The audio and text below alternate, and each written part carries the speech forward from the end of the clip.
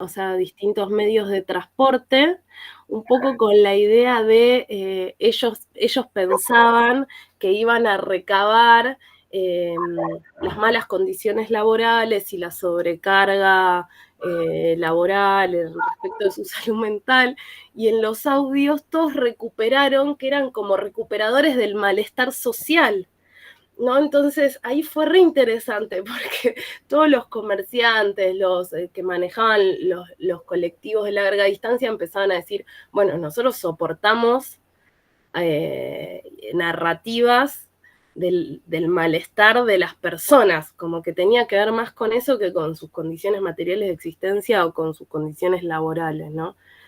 Eso por un lado. Por otro lado, en relación a las personas con padecimientos exclusivamente de salud mental, sí, esto que traes, Rodolfo, como faltas de implementación de la ley, todos los hospitales de acá, el de Merlo, el de Tras la Sierra, el de Villa Dolores, no tienen servicio de psicopatología, entonces lo que hacen es reciben en guardia y ponen a las personas en habitaciones solas con los familiares y les piden a los familiares que no se retiren de la habitación las 24 horas. Entonces también hubo ahí como todo un trabajo de una de las radios, de la radio de Merlo, de Identia, respecto de las condiciones de salud de los familiares, porque en realidad son los que soportan el acompañamiento. Acá, por ejemplo, en San Luis hay un único hospital que tiene internación de salud mental y tiene 8 camas en toda la provincia. Y después fue interesante poder relevar el lugar de la radio como un lugar que promueve salud, como un lugar donde la gente escucha y le genera empatía y genera resonancia y llama a la radio y cuenta como un lugar inclusive de denuncia. Muchas familias que llaman para contar a la radio lo que les sucede, como un lugar también de promoción y divulgación de información. Entonces se aprovechó el programa. Nosotros antes del programa trabajamos un documento del Ministerio de Salud de la Nación que es sobre tratamientos de salud mental en medios de comunicación. Una guía que tienen que está re buena. Entonces estuvo buenísimo porque hicimos una jornada de capacitación entre todas las radios con ese material, cómo trabajar el tema. Y después como cada radio tiene como su modalidad, ¿no? Después está la radio, yo participo en 2, que son las 2 de San Luis, participo en las 2, y por ejemplo en la de la biblioteca del pueblo, lo que se hizo fue hacer como un relevamiento de los libros que trabajaban la temática y qué perspectiva tenían. Entonces estuvo bueno porque hubo como una revisión bibliográfica. Pero bueno, mucha desidia, o sea, no hay lugares que reciban a las personas con salud mental, las familias están totalmente desprovistas. Y después, o sea, acá al no tener, por ejemplo, acá hay un solo servicio como de ambulancia de urgencia, y en las problemáticas de salud mental llega primero la policía. Entonces, en general, ahí también como mucho problema con la fuerza de seguridad, como primer actor que interviene en esas situaciones. Sí, tremendo, tremendo. Por suerte, algunos relatos recuperan que como estás en el pueblo y conoces al policía porque vive al lado de tu casa y qué sé yo, no hay como un ejercicio de violencia, digamos, de tanto pasaje al acto, pero sí es violento, digamos, una persona que está en una situación de depresión o de ansiedad y que le entra a la policía por la ventana, ¿no? Que bueno, es lo mismo que pasa en Ciudad de Buenos Aires, es la criminalización, digamos, de las personas con padecimiento de salud mental. Pero bueno, un poco cómo funciona acá en el pueblo. Y después muchos problemas de consumo, tasas de suicidio altísimas. San Luis es la segunda provincia con más suicidios, digamos, en todo el país. en San Pedro, que es donde hicimos el programa de radio, no sé si, no quiero decir que fue en un mes, capaz fue en 2, pero hubo 8 suicidios, hubo como un suicidio en masa. ¿Eso dónde fue? En San Pedro, yo me enteré ese día, 8 pibes se suicidaron. No sé, mira, voy a decir en 2 meses, pero creo que fue en un mes, pero no me quiero equivocar, pero así como en un tiempo muy breve. Es un pueblo muy pequeño, no sé, que si tiene 3.000 habitantes es mucho. Yo lo conocí el fin de semana, digo, pero tiene la plaza y 4 manzanas alrededor, y contaban que hubo 8 suicidios juntos de jóvenes. Y después, bueno, cómo se instala toda la lógica del rumor, ¿no? Entonces había 5 personas que eran las 5 de la radio y uno decía, no, para mí fue una profesora que los convenció, para mí una secta, ¿no? También las lógicas de la radio comunitaria, cómo reproduce muchas veces las narrativas en relación a, bueno, a significar ese suceso que es muy traumático para un pueblo tan pequeño. Entonces, bueno, las distintas versiones se arman. Pero bueno, todo un desafío con los compañeros y compañeras de las radios comunitarias, que hay como mucha heterogeneidad de edad, hay nacidos y criados, hay quienes migramos, hay, bueno, personas que, digamos, con distintas creencias, distintos recorridos. Bueno, generar como un discurso cuidado respecto de eso, ¿no? Como que uno de ellos decía, no, hay que decir que sucedió esto y que quizás fue una secta, ¿no? Entonces, como, bueno, re interesante la asamblea y el espacio formativo de todos los que armaron ese programa, que armamos ese programa de radio. Una experiencia muy enriquecedora. O sea, la idea de salud mental surgió un poco a partir de eso, del tema de los suicidios. No, en general es interesantísimo. Yo no estuve el mes pasado, pues estaba en Buenos Aires. Después de la radio se arma como una comida y se plantean las problemáticas de cada territorio y en qué están como los distintos equipos, en qué temas están interesados a tratar. Y se trabaja como desde dónde se va a enfocar, qué cuidados tener.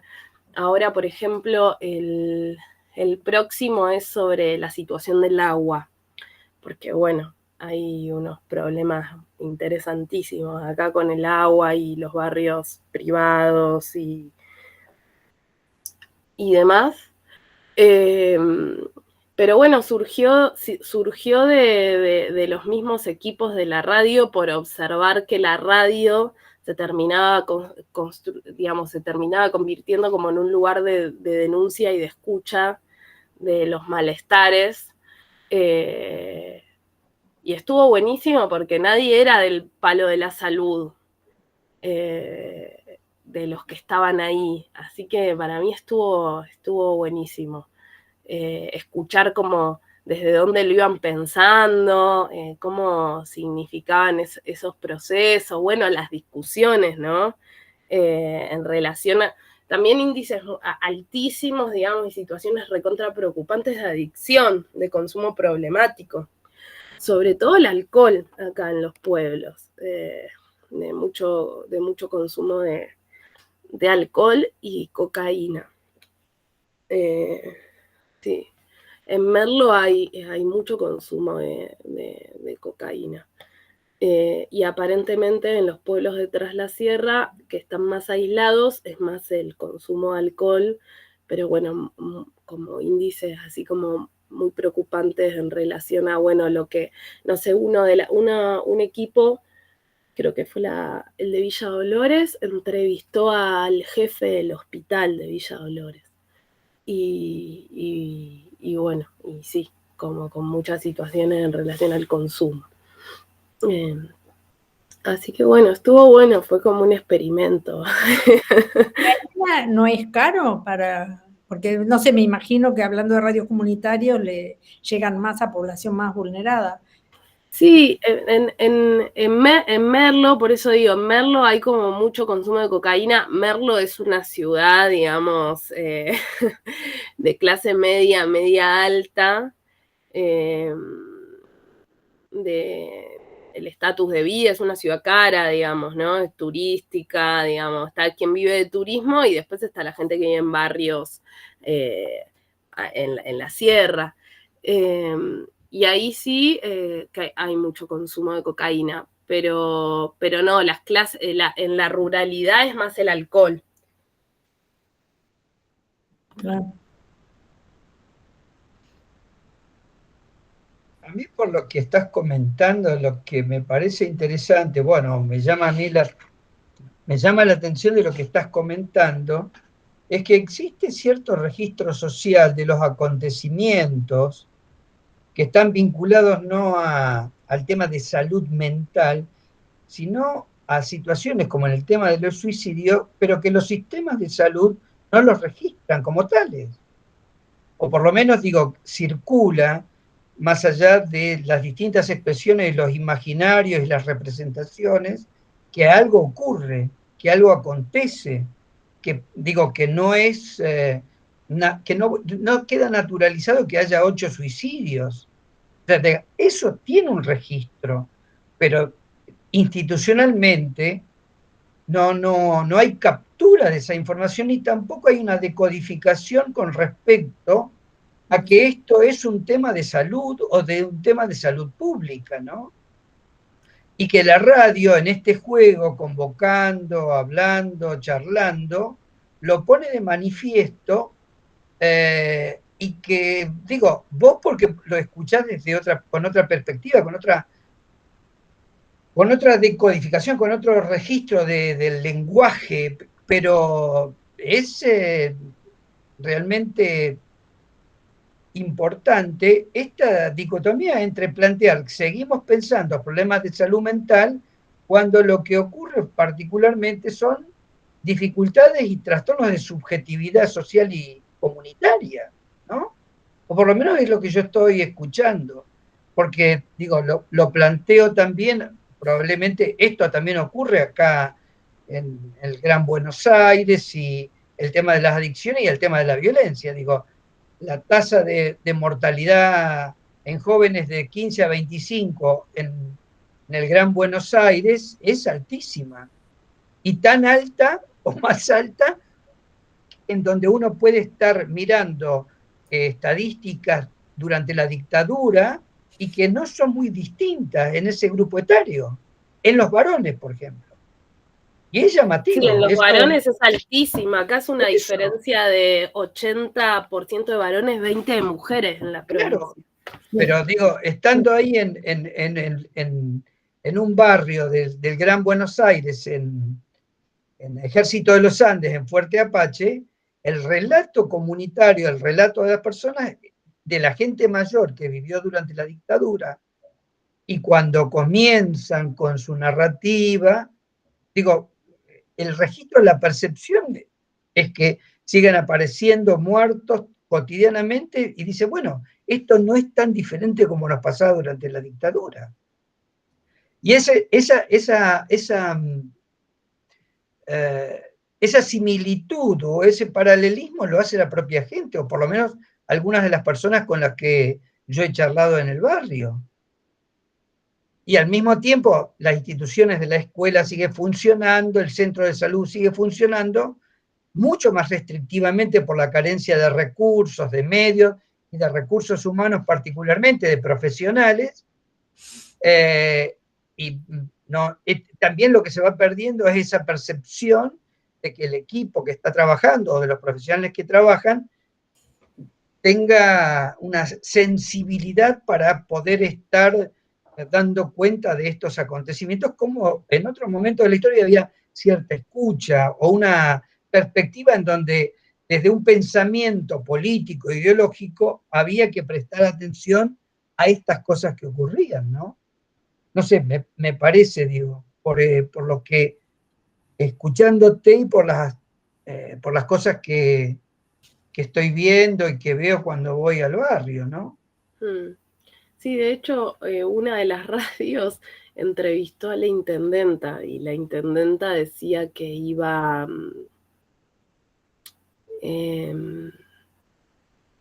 ¿cómo fue? Dijo, me estoy olvidando de las cosas que dijo y eso habla muy bien de mi salud mental. Porque dijo, por un lado, que ella entendía dijo 3 cosas y fueron espantosas las 3. De hecho, hubo todo un debate si ponerla al aire o no. Finalmente no la pusieron al aire, que para mí, bueno, estuvo bueno, porque yo siento que para poner ese audio al aire hay que dar otro tratamiento, porque dijo que una de sus intervenciones era poner más policía, más seguridad, para que esto no suceda, como que haya más control. Después dijo que ella veía de esto que se quejan los comerciantes y los medios de transporte, porque ella también recibe gente a quejarse. Y que entonces como instalada como en el mismo lugar, ¿no? Como que ella también en su oficina recibe gente que se queja. Y que entonces, bueno, que éramos todos los que escuchábamos personas quejarnos porque había un malestar social, que, bueno, como ubicándolo como eso, como que era un malestar social, que todos escuchábamos gente quejarse y que ella estaba en la misma situación. Y después, bueno, ubicando que el problema era la falta de recursos, ¿no? Entonces dijo esas 3 cosas y no dijo más nada, pero no hubo ahí como una toma de posición digamos, desde ella, desde cómo se entiende, qué está pasando, con qué recursos cuenta el pueblo. Bueno, muy complejo ese audio. O sea, totalmente, o sea, imposible construir desde ahí. Pero sí, ahí me estaba fijando y en San Pedro hay una nota periodística de que en el 2023 hubo 3 suicidios en una semana. Entonces, capaz son 8 en total lo que va del año, porque hay lo que va el último año o el último año y medio, porque dice que se suicidaron 3 pibes en una semana. Algo había de ese relato, como de que vienen, se ve que contando desde esa época los suicidios, yo me acordaba que muchos habían sucedido en muy poquito tiempo. El tema que a mí me parece es que, digamos, más que un tema de salud pública, todos estos temas, es un tema político, ¿no? En el sentido de que obviamente lo que es esta mujer intendenta que se supone que es una práctica política la que está realizando, no tiene respuesta. Se coloca en el mismo lugar de los demás. Y el otro tema es, bueno, esta cuestión de la queja, ¿no? Que claro, lo único que la gente logra hacer es quejarse y como que no hay nadie que saque a esa queja hacia otro lugar. Y creo que en los lugares de salud, además de, sí, falta de personal, falta de esto, le pagan mal o lo que fuera, lo que evidentemente se ha destruido, lo que en otro momento, aún en momentos de dictadura, aún en momentos bien difíciles, se construía, que era un colectivo que quería pensar otras cosas y cuando recibía gente con ciertas problemáticas no se quedaba pensando y bueno, yo no puedo hacer nada, ¿no? Que es un poco ahora es la queja. Todo el mundo se queja y no se logra construir nada, porque evidentemente, para mí, sinceramente, los problemas de violencia o los problemas de adicciones o los problemas de suicidios no son un problema de salud pública. Porque si no tecnificamos una cosa que para mi gusto está en este momento gritando un problema social y político, ¿no? Y que no se logra desde ningún ámbito canalizar hacia una organización un poco más productiva en el sentido de que de ahí emerja algún tipo de organización o algún tipo de algo. No sé, provincia de Buenos Aires, por ejemplo, en este momento cómo está, hablábamos de la desmanicomialización y provincia de o la ley, y provincia de Buenos Aires, por lo menos hasta donde yo escuché, no sé qué pasa ahora con toda la crisis que hay, había un proceso, ellos desarrollaron desde el 2019 un proceso de desmanicomialización y de intento de otra actitud respecto a los padecimientos y sufrimientos mentales. Ahora, creo que la cosa social desborda y bueno, bueno, esto le digo a Renata, o sea, la semana pasada el presidente fue a hacer a Provincia de Buenos Aires, a un partido de la Provincia de Buenos Aires, una caravana, porque hay elecciones en la provincia el domingo que viene, y le tiraron brócoli, que son los más, los mayores memes. No me lo perdí. Piedra y no sé qué, o piedras y no sé qué, salieron todos corriendo, ¿no? O sea, la gente empieza a expresar, a expresar su malestar, no te le pongas adelante porque lo voy a expresar. Ahora, desde el colectivo, que podían ser los de salud en otro momento, ¿no? Que salían a los barrios, que se organizaban de otra manera, esto es lo que se ve como una cosa de mucha impotencia, ¿no? Que estamos viviendo. Se escucha la queja, pero no sé qué hacer con esa queja.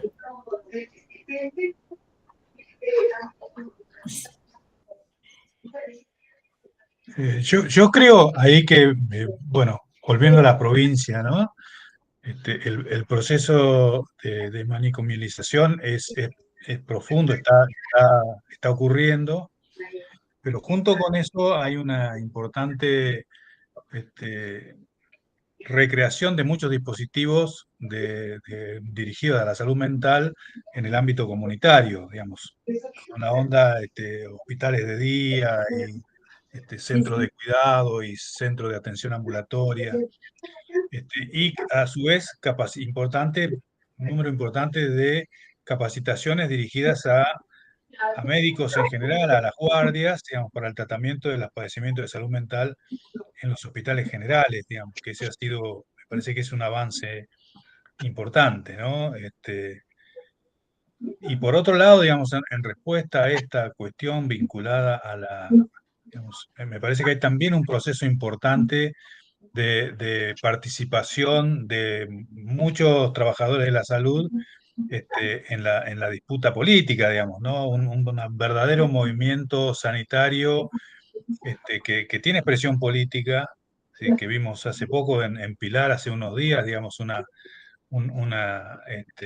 en apoyo a Axel Kicillof, pero digamos, de sector salud, donde había una participación importante de trabajadores de la salud, sobre todo de trabajadores comunitarios, de promotores comunitarios y de enfermería, muchos enfermeros, muchos estudiantes de enfermería. Me parece que hay ahí una cosa digamos, que ha sacado de los hospitales a los trabajadores de la salud, ¿no? Y que lo han puesto en contacto, digamos, en busca de otra participación, digamos. Tal vez uno piensa en el modelo Brasil, pero hay una cosa, digamos, un aumento y una importante de los organismos, incluso los organismos gubernamentales, donde hay participación en el ámbito de la salud a nivel regional. En la provincia de Buenos Aires está produciendo un fenómeno muy interesante con respecto a esto. Y el tema salud mental es un tema que, digamos, se ha puesto, está en la agenda, ¿no? Que no estaba, digamos, es uno de esos temas que se ocultaban un poco abajo de la alfombra, pero me parece que hoy cada vez más hay un proceso importante de hacerlo visible y de que sea, digamos, visto como una cuestión, claramente una cuestión social en la que la comunidad toda, digamos, tiene mucho que decir. Y esto que decía Laura, de que en los pueblos chicos se ve mucho esto, está claro, ¿no? Y es interesante lo que dice de la intendenta, porque más allá de lo que pueda haber opinado o no, digamos, ese contacto directo, digamos, de la gente con la política ocurre en los municipios chicos. Después depende de la capacidad de respuesta que tenga cada funcionario, ¿no? Pero que alguien vaya a contar sus padecimientos mentales al intendente no es una cosa que ocurra con frecuencia. Pero sigue pasando en los municipios chicos, ¿no? Donde no hay 45 barreras antes de llegar al intendente, sino que puede ocurrir que esto suceda en la calle, ¿no? Es interesante ese proceso. De la misma forma que es interesante que le tiren brócoli a Milei. No, sí, tal cual. Y pensaba, la otra vez asistí a un conversatorio de salud mental y adolescencias que me había pasado Rodolfo, que era una investigación a nivel federal. Y una de las problemáticas que situaban tenía que ver con algo de lo que trae Jorge, que los que vienen sosteniendo, digamos, los procesos de salud mental, sobre todo en las juventudes, son dispositivos comunitarios y que muchas veces no están sistematizados, digamos, porque no pertenecen al sistema público, digamos, de salud.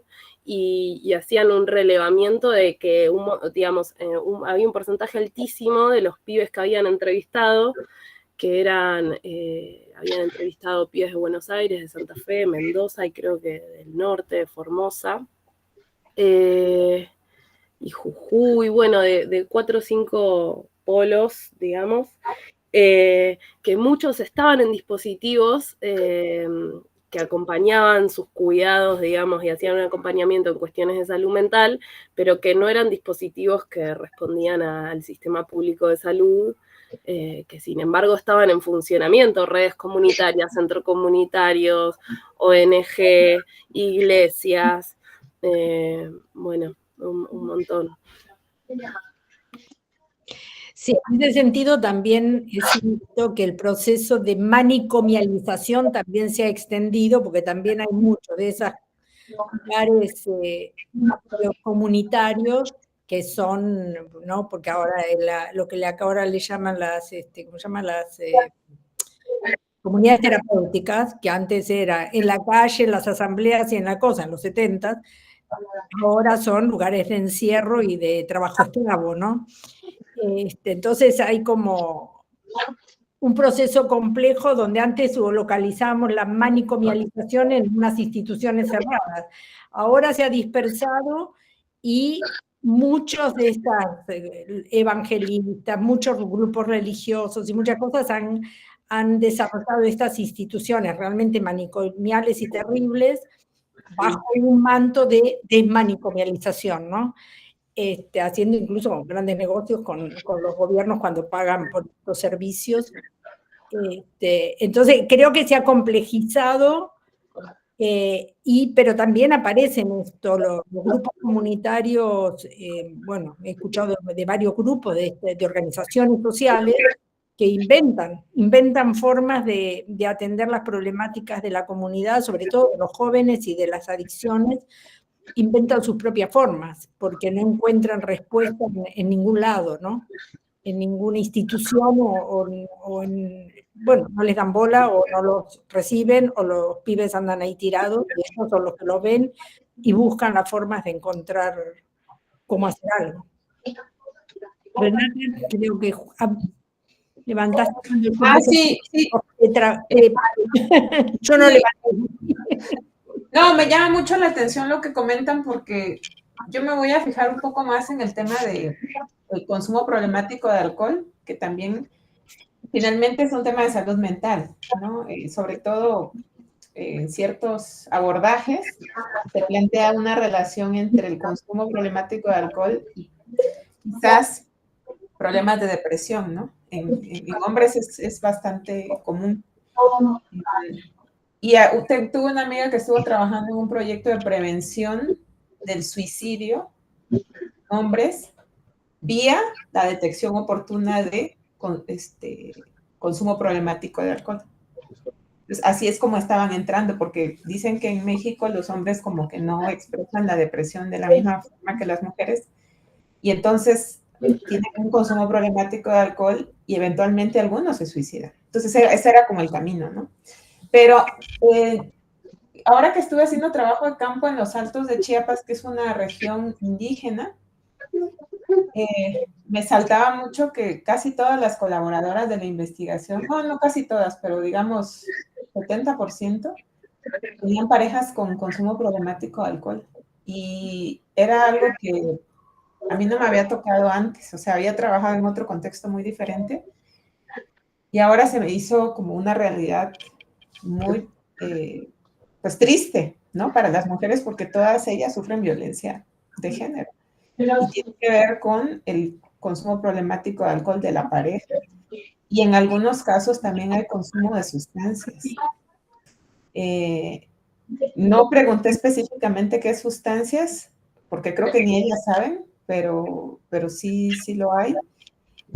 Y entonces yo les quería preguntar, y tiene que ver un poco con lo que comentaba Celia también, porque en esta región, y yo soy de Chiapas, soy del sur, y San Cristóbal está en el sur, está en Chiapas. Y yo desde muy chica recuerdo que quienes cuestionaban el consumo problemático de alcohol son, le podemos llamar empresas, porque al final de cuentas pues son instituciones privadas que lucran un poco con esto, aunque sea mínima la rentabilidad, pero hay algo de eso. Pero son instituciones cristianas, ¿no? Gente que está en religiones, no sé exactamente qué religiones sea, pero sí sé que son cristianas. Y nada más en esta ciudad de San Cristóbal de las Casas, que tiene 200,000 habitantes, yo revisé el censo de empresas, hay 62 instituciones que se dedican solamente a atender a personas con consumo problemático de alcohol en condiciones de encierro, y lo que hacen las familias es pagar una, ¿cómo le podemos llamar? Para que mensualidad le llamamos en México, pero no sé cómo le digan en Argentina, o sea, es como un pago mensual, y también les llevan un poco de despensa, o sea, un poco de papel higiénico, o sea, cosas como que va a utilizar la persona en ese encierro. Y he conocido casos de personas que han estado 6 meses, algunos se escapan, ¿no? No aguantan, se escapan. Pero lo que también debo admitir es que tengo familiares que solamente así han dejado el alcohol o la droga. Entonces, yo no los justifico, pero también entiendo la desesperación de las familias, porque además estos lugares funcionan por coerción. No son lugares a los que las personas lleguen de forma voluntaria, sino que la familia en su desesperación, porque son familias que están desesperadas, o sea, yo tuve un tío que estaba en indigencia por el alcohol, indigencia, fue indigente creo que como 6, 7 años. Y en esos 6, 7 años la vida de mi tía y de mis primos, miserable, miserable porque pues no estaba el sostén de la casa. Y entonces algún familiar pagó para internarlo, estuvo mi tío como 6 meses o 1 año, y desde entonces no volvió a consumir alcohol, no ha vuelto a consumir, recuperó su vida, recuperó su trabajo,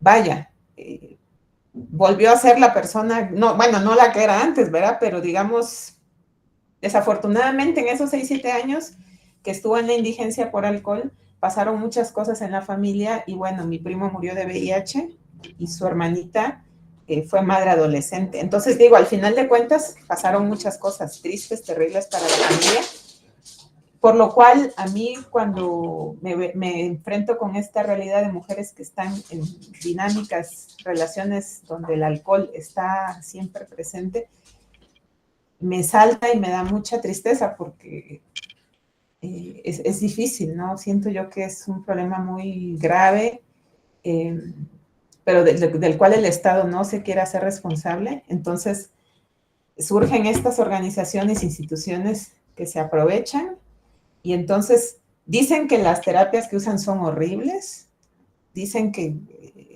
yo tuve un novio hace muchos años que estuvo en uno de esos lugares por 3 días y salió traumado, no consumió alcohol como 6 años, pero era porque estaba traumatizado, tenía un estrés postraumático de todo lo que le dijeron ahí, todo lo que vivió. Entonces, no sé, a mí me hace mucho ruido y a mí me parece preocupante que en México no, el Estado no se haga cargo, porque además es un tema de salud mental, o sea, es un tema de... y las consecuencias que esto tiene para las familias, por un lado, violencia de género, violencia contra los niños, pobreza, etcétera, etcétera. Y luego quienes se hacen cargo tampoco lo hacen con métodos probados, científicamente probados o comunitariamente válidos, ¿no? O sea, es como se les ocurre por medio de la violencia. Nada más que les quería compartir eso, ¿no? Porque a mí se me hace muy fuerte lo que pasa en México, y sí se estudia, pero pues como el Estado no se hace cargo, pues al final estas personas siguen lucrando con esto.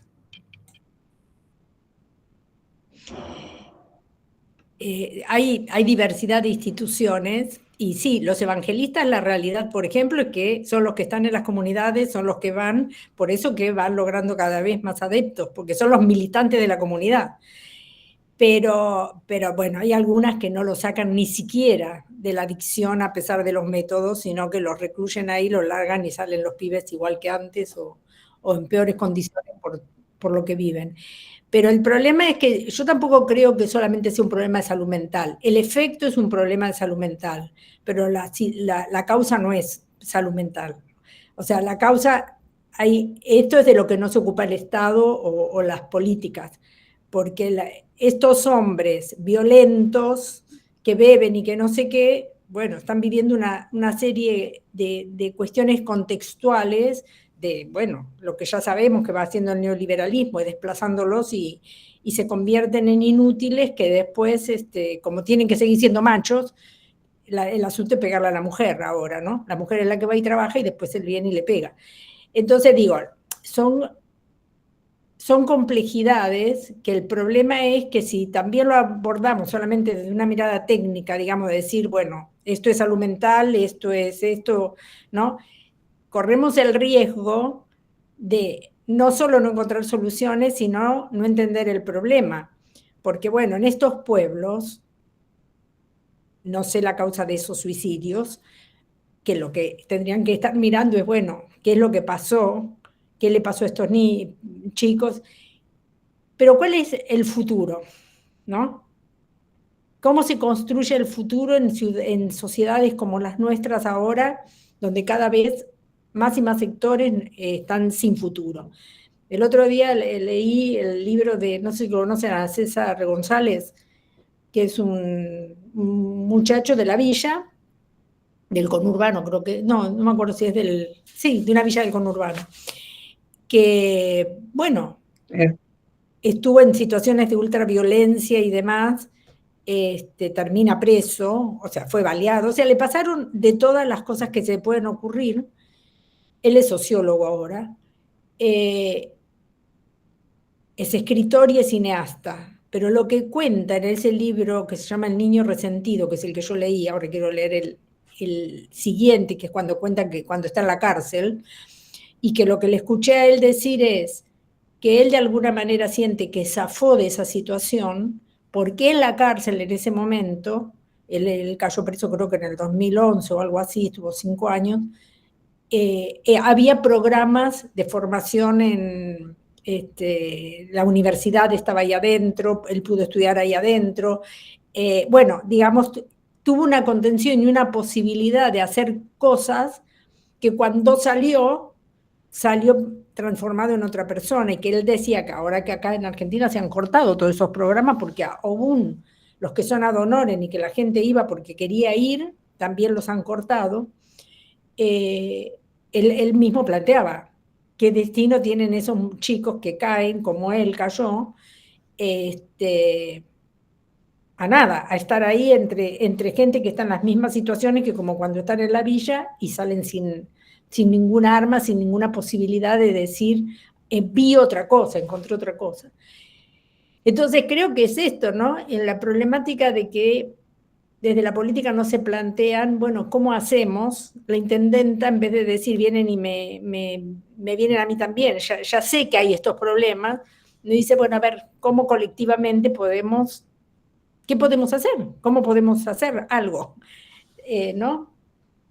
Y esto es lo que yo siento que está faltando mucho, que están, los de salud ahora se recluyen en muchos casos y dicen yo no puedo, no hay violencia.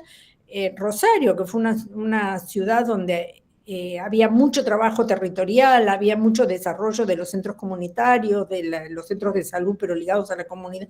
Digo, hubo una gran inversión y un gran trabajo en el tema de salud y cosas muy interesantes. Bueno, desde hace unos años se han como recluido y vuelto adentro por la violencia, ¿no? Es como que la sensación de impotencia, ¿no?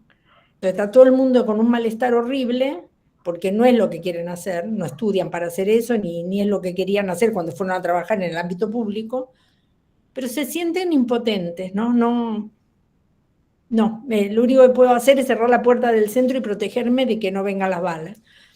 Entonces, esto es la cosa, y que no parecen emerger liderazgos políticos en un sentido amplio, ¿no? Que movilicen esas otras cosas, ¿no? Que en otras épocas hubo.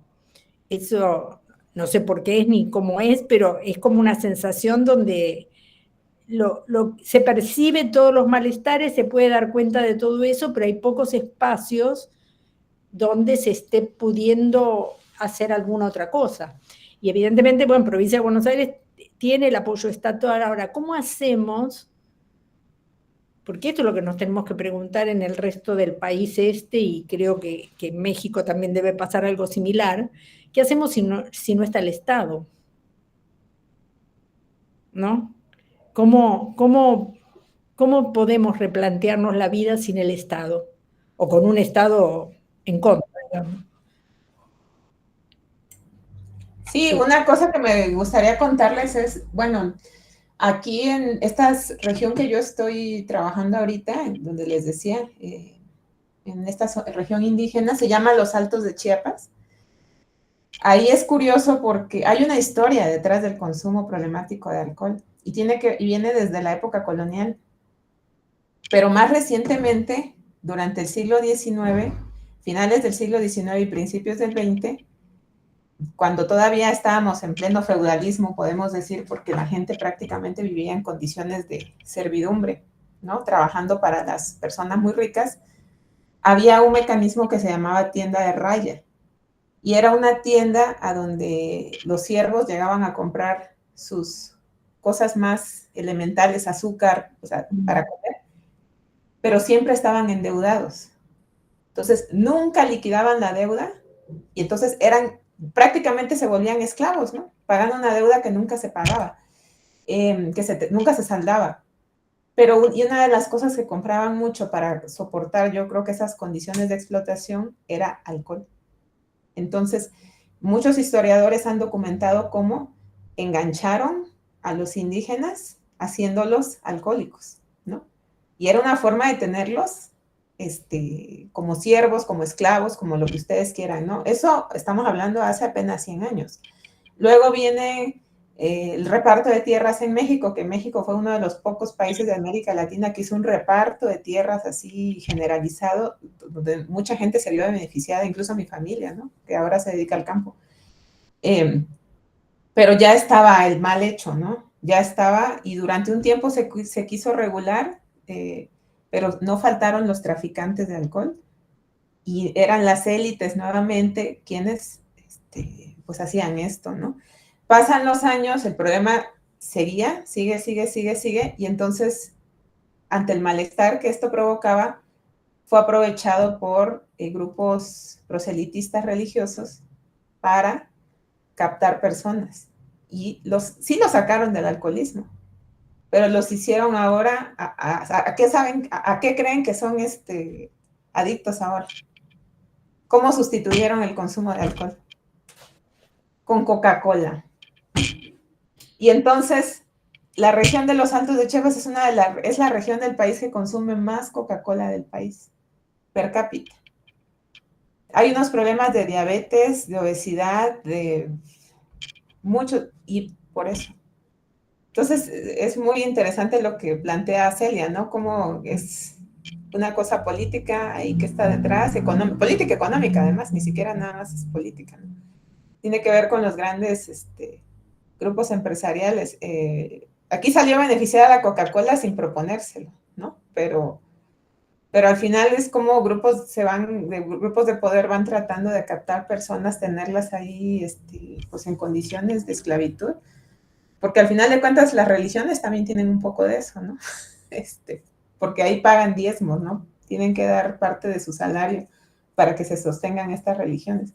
Entonces es bien complejo. El tema, por lo menos en esa región, tiene un trasfondo histórico, híjole, bien complicado, que lo han estudiado otros colegas y que bueno, ahora que también hay suicidios a veces de jóvenes, no necesariamente ligados con el consumo problemático de sustancias, pero ahí yo creo que entran otras cosas, ¿no? Tiene que ver un poco el tema de la masculinidad, incluso la feminidad, porque yo cuando era jovencilla, recuerdo que escuchaba de chicas que se intentaban suicidarse, ¿no? O sea, para mí el intento de suicidio no es algo que me salte o que me suene raro, porque desde niña lo escuchaba, era común que se escuchara que las chicas o los chicos habían intentado suicidarse, y muchas veces tenía que ver, en los casos de las chicas, con decepciones amorosas, ¿no?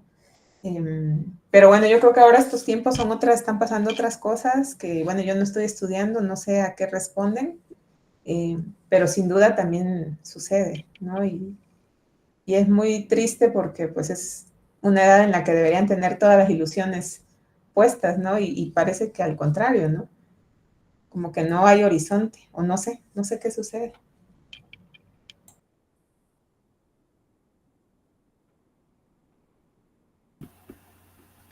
Sí, yo me fui a buscar ahí cuando Celia hiciste esa pregunta de qué hacer frente a un Estado que no responde.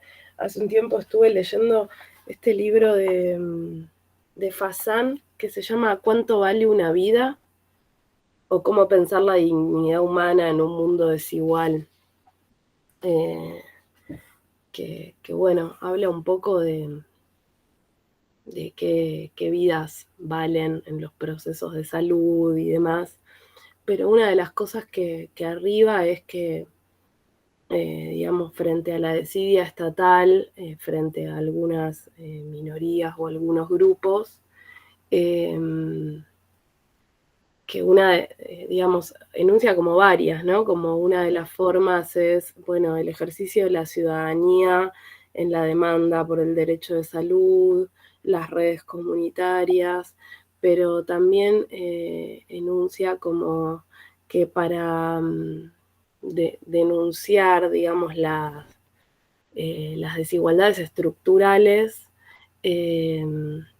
también hay que buscar como vías creativas, dice, ¿no? Como, bueno, trae el arte, bueno, y propone como algunas líneas que yo siento que son las por donde venimos conversando, pero bueno, no arriba a otra cosa este material. Lo que sí ubica es que hay que denunciar la desidia estatal y que es intentando como pulsar por la promoción del derecho a la salud.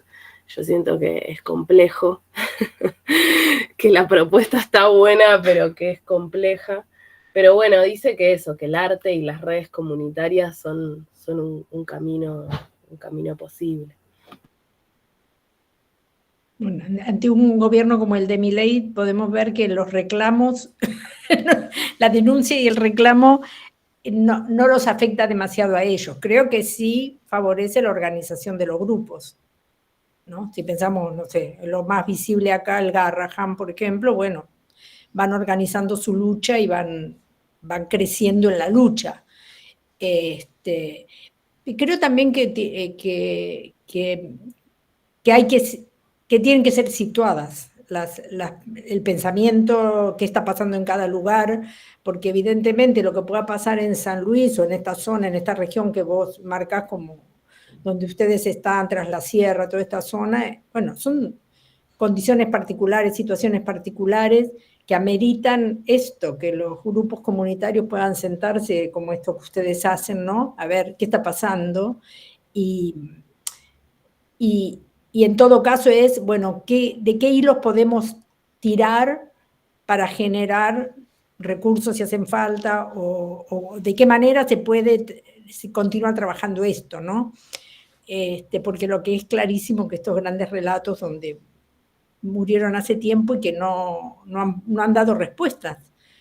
Y que estamos en una situación de mucha fragmentación donde las luchas son muy específicas y las situaciones son muy específicas. Entonces yo creo que el pensar situadamente es importante y compartir, obviamente compartir cómo se están generando esas agrupaciones, digamos, y qué ideas se pueden sí compartir, sí generar, sí en un lugar se hace esto, ah, mira qué interesante, puedo hacer tal otro. Un poco siempre Sandro y Mayra nos traen estas cosas que ellos van como tejiendo, ¿no? Con los grupos en los que pertenecen y las ideas, y bueno, si tengo un espacio institucional o ustedes en la radio, ¿no? ¿Cómo puedo ir tejiendo, armando cosas para reconstruir una red, una red en el sentido más amoroso, ¿no? Un tejido social que nos reconfigure, que es lo que está desapareciendo de alguna manera. Esa es mi sensación.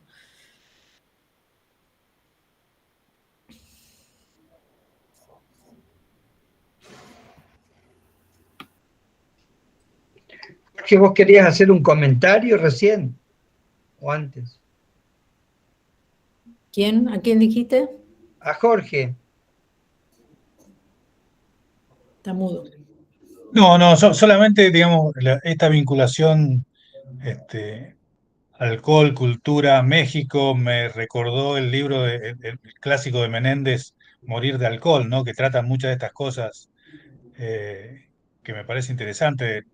Tal vez convenga volver a releerlo, ¿no? Donde hay muchas respuestas que vienen de cuestiones, respuestas, tratamientos, terapéuticas que vienen desde las culturas, ¿no? Y muchas que tienen que ver con lo religioso, con las distintas formas de ver la religión. Pero me recordó digamos, las cosas que contaba Renata, este libro que justamente, digamos, son observaciones hechas por este antropólogo en México, ¿no? Que nos han sido, que para muchos de nosotros fueron los primeros textos vinculados a la medicina social o a la antropología médica al que le entramos. ¿Sí?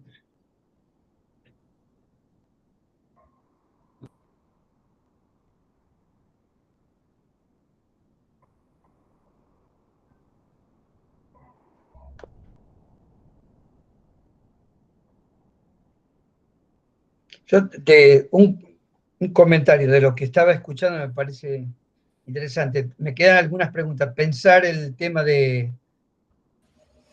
no de salud mental, sino por eso había planteado el tema de subjetividad y la relación con lo político que desarrolló. Lo que planteó Celia fundamentalmente como eje central en este aspecto. Y por otro, el tema de la formación, digo, en sistemas de salud, pensar cómo se trabaja o cuál es el impacto en los procesos formativos, cuáles son los perfiles profesionales, el desarrollo de contenidos curriculares que deberían estar incorporando o mirando estos aspectos para girar de alguna manera esta lógica de derechos en una condición de resistencia que se encuentran defendiendo condiciones que fueron adquiridas mediante lucha, pero que necesitan nuevas ideas. O sea, estos derechos hay que defenderlos, o los que fueron adquiridos políticos y sociales con ideas, con nuevas ideas. Y fundamentalmente, si no, lo que vemos es cómo se van deshilachando, cómo se van desestructurando, cómo van cayendo, con muy poca capacidad de poder ser garantizados. En parte tiene que ver con lo que comentaba Celia también, digo, cómo construir o cómo reconstruir sin Estado, sin esta lógica donde el Estado garantiza la existencia o la garantía de los derechos. Esto por una parte que me parece importante. Me parece también importante, cosa que no lo sé, pero me interesa vinculado con el tema de lo formativo, el lugar de los docentes, el lugar de los profesionales. Y allí sí, lo que yo veo es ciertas dificultades con respecto a la identificación de estas condiciones de nuevas subjetividades o de decodificación de las situaciones a nivel de lo comunitario y de lo social.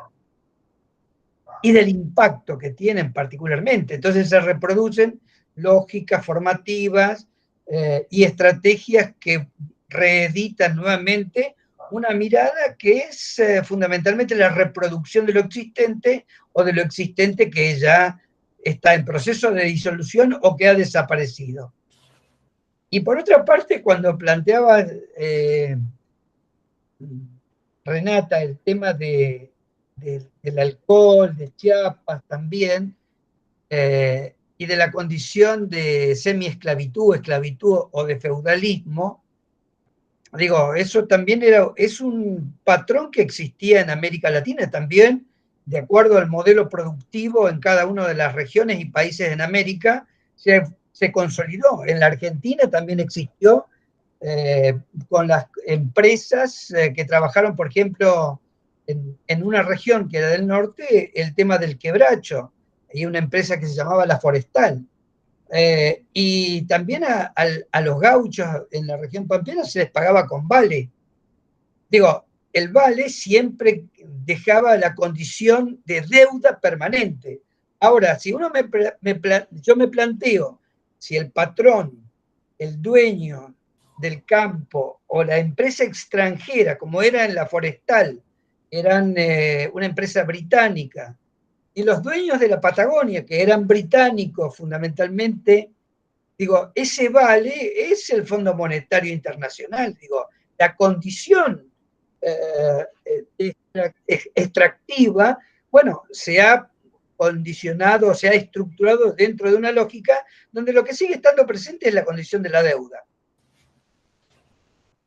Por una parte, pero digo, y eso costó lucha, costó confrontación, vida y muertos, claramente, para la existencia de los derechos. No, a mí me planteo el tema de la formación en relación a las condiciones de trabajo también, ¿no?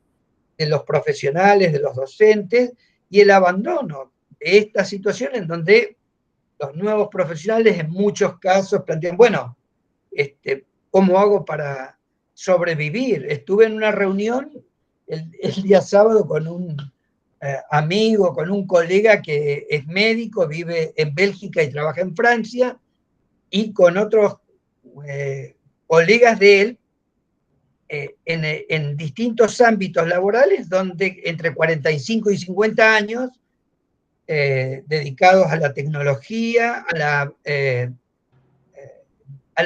otro politólogo, digo, y eran tres, y están buscando trabajo, digo, y en este momento, este tema de subjetividad y la condición de precariedad o no trabajo es un tema muy fuerte, digo, profesionales, clase media, que ya llevan varias décadas formados y egresados del ámbito universitario.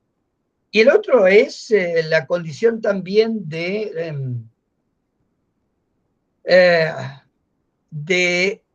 el sobretrabajo, digo, un médico también trabajando de lunes a lunes 10, 12, 14 horas por día. Y no son recién egresados, digo, ¿no? Y ese tema me parece un punto también importante. Lo planteo, digo, la subjetividad en los que trabajan o en los que buscan trabajo en diferentes niveles, digo, profesionales o no profesionales. Y me parece que es un punto importante. O las nuevas condiciones de los trabajadores de plataforma, donde el grado de precarización y la condición a la cual están sometidos también de semi-esclavitud, y que al mismo tiempo son jóvenes que plantean que, bueno, a mí me interesa esto porque yo decido cuánto trabajo, cómo trabajo, y no me importa el tiempo. Digo, es una nueva subjetividad también, digo, cómo se involucra en abordarlo, porque si no, siempre estamos trabajando con los trabajadores formalizados que históricamente tenían ciertas coberturas de la seguridad social y de cuidado, pero bueno, lo que no estamos viendo es los que no la tienen en este momento, que son una cantidad importante y de las cuales también necesitamos registrar estas subjetividades, porque son otros espacios y otras categorías para trabajar en salud mental, ¿no? No sé, me pareció muy interesante todo lo que estaban comentando y esto es lo que estaba pensando. Hola, sí. Sandro, hola Mayra, que recién los saludo. Con el tema de la deuda también es como esta deuda, que ahora es con el fondo a nivel país, se traduce en lo que es la cantidad de deuda terrible que tienen las familias ahora en Argentina, porque para que el Estado pague la deuda, la gente no tiene para comer porque bajaron los salarios y demás. Y esto sobre todo en los sectores más vulnerados, la situación es dramática porque le deben no a un patrón, sino a la mafia de la villa, a la mafia de los lugares donde viven, y deudas que son impagables porque se endeudan para comprar comida o para pagar servicios, no es que se endeuden para comprar un auto o para, no sé, algo, no, que pueden dejarlo y decir, bueno, pagué la deuda. Entonces, creo que estos círculos ahora de los endeudamientos que continúan y de sometimiento, bueno, también crea todas estas situaciones donde, bueno, la vida es demasiado dura y el alcohol o la droga me dan un momentito de placer, ¿no? Es lo que un poco pasa en los jóvenes. Bueno, este libro que les contaba de César González está muy bien escrito y muestra tan claramente lo que es la vida en las villas que mientras yo lo leía decía, y esto pasa acá a unas cuadras de mi casa, ¿no? Este mundo, esto de que vivimos mundos paralelos, esta es la otra cuestión, ¿no? Estamos viviendo en mundos paralelos, porque sabemos que existe, sabemos muchas cosas, pero lo sabemos en una manera bastante laxa, digamos. Sí hay pobres, sí hay gente que la pasa mal, sí en las adicciones, sí los problemas de salud mental, sí los suicidios. Pero a la vez cuando la narrativa de él es tan buena que te la hace sentir y decís, no, esto está aquí al lado mío. O sea, yo vivo la Boca. Tengo ahí a unas cuadras gente que está en la condición que estaba este muchacho y todos los amigos que, como él cuenta, murieron de todos los personajes, que no son personajes, eran sus amigos del libro, que cuentan el libro, que murieron. Y es esto, la vida, y cuando hablamos de la vida, ¿qué vidas valen? ¿Ellos por qué van y matan? Porque la vida de ellos no vale nada. ¿Por qué va a valer la tuya? ¿No? Entonces, es una situación estamos viviendo unas sociedades donde hay muchos mundos paralelos, así como hay otros como, ¿no?, los de los grandes countries y los grandes riquísimos que hacen cosas que uno tampoco sabe que la hacen, pero decir no te lo podés representar, que a alguien se le ocurra, no sé, digo una tontería, pagar $200.000 para que su hijo tenga un cumpleaños de un año, ¿no? Cosas que vos decís es obsceno lo que gastan. O sea, sabés que existen, pero a la vez tampoco terminás eso, corren por otro lado, otra subjetividad, otro mundo, ¿no? Y eso también es una cosa muy impresionante. No es que no hayan existido en otros momentos, pero tengo la impresión que ahora, esto que hablamos nosotros de la interculturalidad, ¿no? Hay como una fragmentación de culturalidades que se nos hace hasta nosotros como supuestamente pensadores críticos, hasta difícil de entender, de pensar, de ver por dónde, ¿no? Por dónde encontramos estos hilos. Sí, pensaba como en la reconfiguración también del propio lugar, ¿no? Uno de las narrativas del programa de radio era sobre una jueza de paz, que todos los pueblos tienen cada uno una jueza de paz que media en los conflictos entre vecinos, y la jueza de paz decía, bueno, yo hace un año que no me ocupo de nada que no sea más que de pagarés sin fondos, ¿no? Esto que vos decías. Entonces, como bueno, yo ahora tuve que estudiar sobre cuestiones de economía, me tuve que, digamos, como formar en todo lo que tiene que ver con las legislaciones de lo público, de lo privado y demás, porque antes, o sea, yo me ocupaba de que el vecino baje la música, de que el perro no ensucie la vereda, ¿no? Y ahora hace como un año que tengo pagarés, decía ella, ¿no? Ahí en el programa de radio, sin fondos. Pensaba eso y después se me ocurría, en función de lo de César González que trae Celia, si no la vieron, invitarles a ver ¿Qué puede un cuerpo?, que es una de sus primeras películas, que también, o sea, si la ves y te atraviesa, porque es una película que es bastante lenta, con planos detenidos, y lo que hace, va mostrando un pibe de barrio, ¿no? Del lugar donde vive él, desde que se levanta hasta que se acuesta, todas las horas que tracciona el carro con cartones, o sea, lo que pasa cuando llega, bueno, y ese es el día. Y cuando terminas de ver la película, quedas con un nivel de cansancio físico y emocional que vean la noche, porque bueno, esta sensación que vos contás del libro, yo el libro no lo vi, sus películas las vi todas porque me parece muy, muy, muy piola su forma de contar, pero bueno, esa película es como una invitación también bueno, a estar un poco más próximo, ¿no? A esto que decías vos, a estos mundos que están al lado, pero que parecen tan lejanos. Es interesante esa película. ¿Dónde Y después, se puede ver? Está en YouTube, él la sube a YouTube.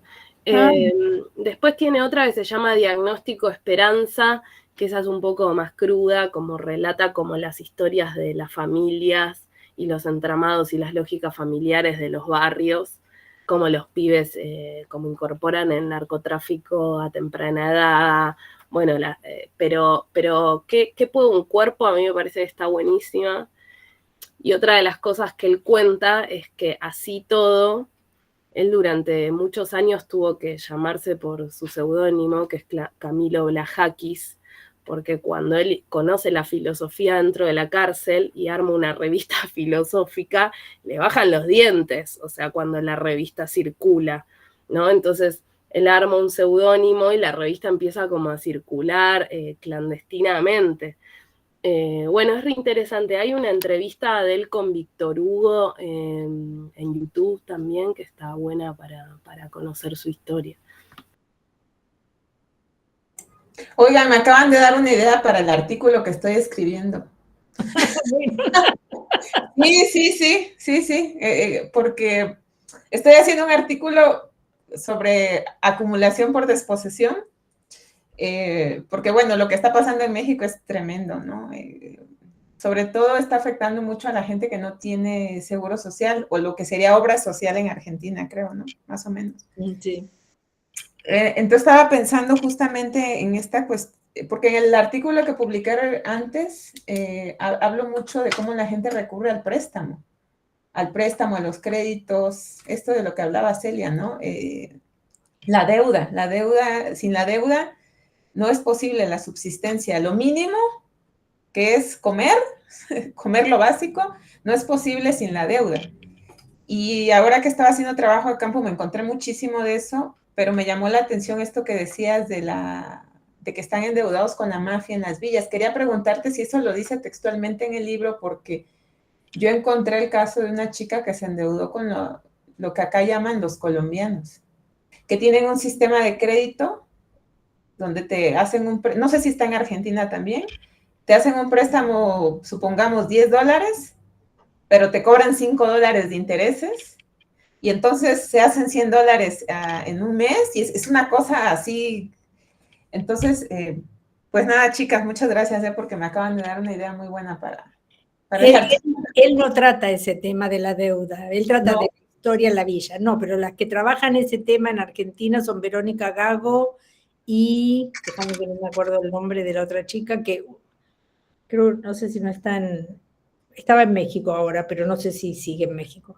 Bueno, Verónica Gago, fíjate, ellas han escrito mucho y trabajan mucho sobre el tema del endeudamiento de los sectores populares, Y sí, hay muchísimo endeudamiento con los narcos, con la gente que después el tema de los narcos no es solo el volumen de dinero que le tienen que, sino lo que tienen que hacer para los narcos. En realidad los narcos lo que buscan más que nada es tenerlos capturados para que tengan que, bueno, ser mulas o bueno, lo que fuere, ¿no? Prestarle los servicios que ellos necesitan. Es que aquí pasa más con prestamistas, aquí le llaman agiotistas, es cualquier persona. Por ejemplo, yo que tengo un salario, pues digamos, pues un poquito arriba del promedio, yo podría prestar mi dinero a otra persona y cobrarle un rédito sin ninguna relación contractual, sin que el Estado nos vigile y yo podría cobrarle los intereses que yo quisiera, solamente porque tengo esa capacidad de acumular un poco más de riqueza que otras personas, ¿no? Eso pasa también. Eso pasa muchísimo. En los pueblos es el maestro, el médico, son los que le prestan el del almacén, el que vende. Exacto. Eso también pasa. Por esa pequeña capacidad que tenemos de ahorrar un poco más, ya le podemos cobrar al otro lo que queramos por esa cantidad de dinero que a lo mejor no es tanta, ¿no? A lo mejor no es mucho, pero para esa gente significa la diferencia entre, pues, comer o no comer, ¿no? Acá hay diversas modalidades, pero una de las que es más preocupante es esta de los narcos, porque van enganchando a las familias, obligarlas a hacer cosas para ellos. No solo la deuda. Hola, eso que dice Celia, bueno, yo veo un montón acá en la Defensoría cuando llegan detenidos por narcomenudeo, se llama narcomenudeo, esa figura, que son distractores de alguna forma de gente para el sistema narco descartable, porque a cambio de nada, de una comida o de alguna cosa básica, por la necesidad que tienen, o de salud, algún remedio, alguna cosa, arriesgan, se arriesgan muchas mujeres, vemos muchas mujeres con niños, arriesgan su vida o su bienestar, la libertad básicamente, porque son las personas que son fácilmente detenidas y terminan presas, digamos, porque el sistema requiere presos, y son este tipo de personas las que menudean, las que justifican de alguna forma el accionar de la policía y la justicia y no los peces gordos, ¿no? Entonces, bueno, ahí el trabajo que hacemos nosotros de Defensoría es poder articular, digamos, con trabajo social y redes, que cada vez hay menos, sumándome a lo que hablábamos hace rato, ¿no? Uno puede hacer muchas cosas de redes humanas, uno dispone de eso, la voluntad, pero el Estado es súper necesario, al menos en la manera que nos hemos manejado nosotros en Argentina siempre, es súper necesario un Estado presente, porque es la única forma de poder llegar antes, de prevenir y después, bueno, de hacer justicia. Un Estado que está ausente en esa infancia, en esos procesos históricos familiares, después el Estado que castiga, digamos, ¿no? El mismo Estado que no estuvo antes, digamos. Entonces, esa es un poco la lectura. Y pasa parecido, siento yo, hablando de esto que decía Rodolfo, de la formación. Nosotros trabajamos con Mayra en la facultad y bueno, por ahí venimos trabajando mucho en que ni siquiera podés pensar ya a esta altura, no, es imposible pensar la salud sin pensar la economía. Es una continuidad que venimos sosteniendo. No se puede atender ninguna enfermedad, ni siquiera epidemiológica, además la epidemiológica hacemos una lectura superficial de lo epidemiológico, infectológico, digo, ¿no? Porque todo epidemiológico es. Trabajamos la otra vuelta el ejemplo del dengue, por ejemplo, donde cuál es la medida de salud que tenemos, y todos repetían, la tela mosquitera, el descacharreo y demás, la vacuna ahora, las mangas largas, el off y demás. Pero bueno, no hacemos una lectura general de por qué tenemos el mosquito en la periferia, digamos, urbana. Y no hablamos del desmonte, del monocultivo, del calentamiento de las tierras, la pérdida de la biodiversidad, que el mosquito ese, al tener, digamos, no tener depredadores naturales, por ejemplo, por la pérdida de biodiversidad, aumenta la población, no tener la biodiversidad de ahí, la sangre caliente para succionar y hacer el ciclo de las hembras, tienen que buscar otro lugar y acercan a las urbanidades.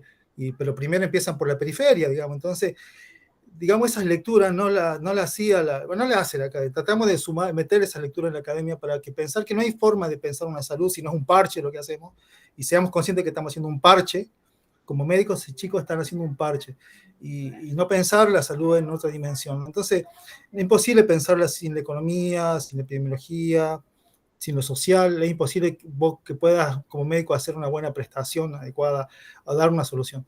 Entonces, bueno, otros problemas que surgen que ya son históricos, que nosotros venimos viendo con Mayra, es Nosotros, al menos en Córdoba, por ejemplo, no hay un gremio médico, digamos. Entonces, también pasa esta pérdida de adquisición salarial, este manoseo que sufre el personal de salud, los programas de los médicos. También se ve, digamos, no solamente en el bolsillo de los médicos, sino también en el tiempo, ¿no? La docencia pasa a ser un espacio donde uno está casi haciendo un sacrificio, digamos, ¿no? Hoy venimos del módulo de diversidad cultural, por eso llegamos tarde, que también nosotros lo hacemos por una cuestión de militancia, si se quiere, que es una palabra tan a veces vapuleada, pero es eso, y lo sostenemos con el mismo sueldo, con toda la misma energía, dejamos los chicos, y bueno, y así muchos colegas lo hacen, pero ¿hasta cuándo se puede con eso, digamos, no? Y yo entiendo cuando los compañeros que yo invitamos al módulo ya no pueden, no tienen la disposición, porque tienen que asumir otro laburo, entonces, bueno, sí o sí terminamos esta situación de que sí tiene que haber un Estado presente, y si no está, hay que obligarlo, digamos, de alguna forma. Y eso también en la formación. Yo, al menos en mis grupos, hablamos con los estudiantes que también parece que a veces viven en una burbuja donde estudiar nada más. Bueno, ustedes votan, chicos, ya. O sea, también eso, ¿no? La responsabilidad social del voto, de qué opinan. Sus mismas situaciones son complejas también. Entonces, bueno, digamos, no es la medicina una cosa aparte de la vida. Y eso creo que también es un error de la formación, digamos, ¿no? De una ausencia en la formación. Yo no sé, creo que hasta algún punto de adrede también, digamos, ¿no? No se abordan esas cosas. Intencional, entiendo yo a veces. Pero bueno, yo creo que en la formación, estas cosas, esta lectura, calcular la línea de pobreza y la línea de indigencia, algo que no nos enseñó la facultad nunca a nosotros. Los chicos nuestros lo están teniendo que aprender. O sea, pero no lo ven en el manual. Claro, no, lo ven en los grupos nuestros, digamos, porque es necesario que cuando se calculan y ven ellos mismos que están debajo de la línea de pobreza, ellos mismos, y se sorprenden. Entonces ahí empieza a pensar la política, a pensar esto que digo, ustedes ya votan, chicos, ¿qué medicina quieren ofrecer en un futuro? Bueno, yo creo que esto que hacemos nosotros y hacen algunos compañeros, que lo hacemos con mucha voluntad, de alguna forma hay que institucionalizarlo, hay que ponerlo, digamos, en las currículas, hay que trabajar en las currículas, y bueno, será cuestión de no bajar los brazos, ¿no? Eso. Y otra cosa que surgió hoy, mira, hoy tuvimos el módulo. Hoy empezó. Puede ser decepcionante o puede ser valiente, no sé, pero hoy tuvimos dos estudiantes anotados en la materia. No, se anotaron 24, pero asistieron a la clase. Asistieron dos. Hay muchas cosas, nosotros desconocemos también de poner la lejanía en estas cosas. Hay mucha esto también la virtualidad, ¿no? Muchos de los módulos que se ofrecen, sobre todo para los últimos años, que es donde nosotros ofrecemos, porque necesitamos que tengan una experiencia práctica, donde hay un conflicto con las diversidades, un diálogo para poder trabajar esas barreras, esas herramientas y demás. Entonces ofrecemos los dos últimos años. Siempre hemos tenido una concurrencia buena, de hecho creo yo que el lunes que viene vamos a tener más chicos, pero hoy fueron dos. Y nos decían, profe, lo que pasa es que la mayoría de las ofertas empiezan a ser virtuales. Entonces los estudiantes prefieren estar en su casa haciendo algún módulo fácil, virtual, sin mucha presencia en las aulas, viajar y demás, y fáciles, porque ustedes tienen 8 encuentros y hay que hacer un trabajo final. Entonces, bueno, yo me planteo también qué proponen, ¿no?, en la academia, ¿no? Facilitar, ¿en qué sentido, viste? Los profes también son cómodos, entonces de virtualidad proponen y hacen un módulo y se anotan unos puntos con un módulo. Es otro el cambio, la virtualidad tiene estas cosas también, ¿no? Hay que pensar esto de encuentro, ellos me dicen, los chicos decían, no nos conocemos nosotros, son de cuarto y quinto año, no nos conocemos porque casi todo es virtual, o sea, no hay diálogo. No tienen espacios de encuentro. Entonces esto que señalaba cierto Celia, que decía, ¿no?, de las redes, ¿cómo puedo hacer una red si no se conocen, digamos, si no se han visto? Dice, yo a veces me junto en una clase y no lo conozco a los de al lado, y sé que son del mismo año, hace 5 años que estamos juntos, 4, y no se conoce, algo que no nos pasaba a nosotros cuando éramos estudiantes. Yo tengo amigos de cursar primero, segundo año, hasta ahora, amigos, uno director de un hospital, yo le llamo, mira, necesito tal cosa, que me reciba tal persona y me lo recibe. Esas redes que decía hace rato, que estamos agotando por ausencia del Estado, las teníamos porque nos encontrábamos, ¿no? Y esta otra dificultad que aparece con la virtualidad, que a veces yo a veces me callo, pero me hace mucho ruido cuando ensalzamos la virtualidad, ¿sí? Yo creo que estamos perdiendo mucha humanidad, mucho contenido, y es difícil formar humanamente a las personas sin el diálogo, sin reconocerse, sin mirar, sin saber qué le pasa al otro. Es complejo, yo lo veo en el aula, y hoy los chicos esto me lo terminan de confirmar. No sé qué piensan ustedes, pero bueno, es algo que venimos con eso, y pensando en todo esto que ustedes van proponiendo, de Jorge, que escuchamos que hablaba, y bueno, me parece que está bueno pensar también en esas cosas, ¿no? Cómo habilitar otros diálogos en la academia, esto otro que decíamos, no se puede hacer una medicina y pensar una salud sin la economía. Jaime Brel habla de la determinación social de la salud, algo muy interesante. Y bueno, y esto también de la virtualidad como una herramienta, a veces que es la comodidad para el estudiantado y es la comodidad también para el equipo docente, ¿no? Bueno, no, dejo ahí. Yo después de la pandemia dejé de dar, durante la pandemia lo hice porque era el único método, trabajaba en algunos cursos de posgrado que me invitaban a dar clases, ¿no? Bueno, cuando vine acá a Argentina, esa era la forma de conectarme con la gente, de ir a los lugares, de estar con gente. Vino la pandemia, se corta todo, se pasa a la virtualidad. Pasa la pandemia y los grupos y las universidades siguen apoyando la cosa virtual, sobre todo los posgrados, porque así tienen clientes, porque pagan encima, tienen más clientes, y entonces siguieron en eso, ahí renuncié a todos. Dije, yo no doy más esto porque, sinceramente, la experiencia pedagógica es pésima. Entonces, hay situaciones en las cuales, bueno, nosotros, por suerte, tenemos la virtualidad, qué bueno, porque nos podemos reunir estando en muy diferentes lugares. Pero cuando se hace con un sentido de formación, de colectivo, de redes, de conectar, de todo esto, la pedagogía es una cosa, y cuando se hace para poner un número, muchas veces, acá se han detectado en ciencias sociales que había gente que se había anotado a 2 cursos en la misma hora. Porque es así, no están. Que no, la camarita no me funciona, que no puedo, que no sé qué, no están, ni siquiera están. Cuando hay diálogo, vos proponés, bueno, que leyeron, qué pasó, ¿verdad?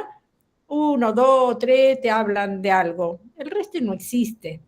Entonces eso no sirve. Y ahí lo que sí me parece interesante pensar es cómo se podría hacer.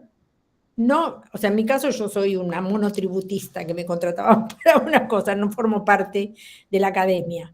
Pero los que están en la academia, así como están los centros de salud o lo que fuere, ¿cómo se hace para dar esta charla con los colegas, no? Y plantear esto, ¿qué estamos haciendo? Porque lo que estamos haciendo y creemos que ahora es fácil, bueno, doy estos cursitos, me agarro, me pagan poco, entonces bueno, junto de acá, de allá y un poquito. Estamos haciéndonos a nosotros mismos un mal, ¿no? Porque la pobreza con la que estamos formando gente te crea una sensación de, no sé, por lo menos a mí, si vos querés realmente formar gente, si te interesa lo que estás haciendo, ¿qué es eso? ¿Qué estás ofreciendo? Te falta tu propia dignidad como profesional, ¿no? Entonces creo que hay muchas de estas cosas que hay que empezar de a poco a charlarla en los ámbitos académicos, porque no se puede seguir pensando así y seguir deteriorando la formación. Medicina por virtual. O sea, en Brasil hace poco salió una disposición que prohibieron toda la virtualidad para ciertas carreras en particular, ¿no? Como medicina, como, bueno, todas, sobre todo los ligados a lo que tienen que ver con la asistencia y demás, se prohibió toda forma de virtualidad. Y me parece importante porque es esto. ¿Quién es tu colega? ¿Quién es eso que uno iba construyendo cuando tenías a tus compañeros sentados al lado tuyo, había discusiones? La discusión que se da en una cosa virtual, en los cursos, no es nada que ver con lo que se puede dar cuando están las personas físicas. Entonces, sí, realmente yo creo que estamos en una situación muy, muy compleja en la academia también, así como en los servicios está complicado, también en la academia, ¿no? Se va aflojando todo de una manera que nos terminamos sintiendo tan mal que, bueno, algunos lo que podemos decimos, basta, yo esto no lo avalo, ni lo hago, ni estoy afuera. Pero los que tienen que estar cada vez más aplastados, ¿no? Más desinteresado todo el mundo. Sí. Vamos a hacer una Buenas. Sí, acá yo pensaba también, a veces A ver, la virtualidad depende, ¿no? O sea, yo tengo como experiencias como mixtas, ¿viste? Por ejemplo, en pediatría damos partes virtuales y partes presenciales, o sea, todos los prácticos son presenciales. Pero el teórico virtual ha sido una ganancia de la pandemia, por ejemplo.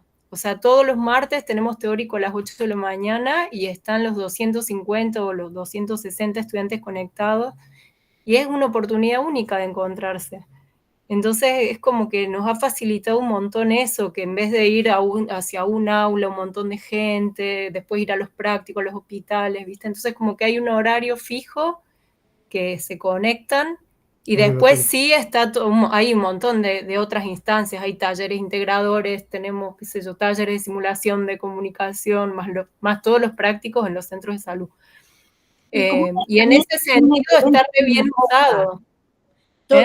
La técnica en sí no es ni buena ni mala, según cómo se la aproveche, claro. Hay cosas que... Claro, para nosotros ahí nos facilitó, te digo. Como decir, se da el curso virtual porque así capto gente de muchos lugares y no sé qué, pero sin una sustancia o sin... Sí, ¿no? Ni siquiera, porque a veces para poner un PowerPoint en el coso y miren el PowerPoint, ¿no? Voy a decir, ¿qué es eso?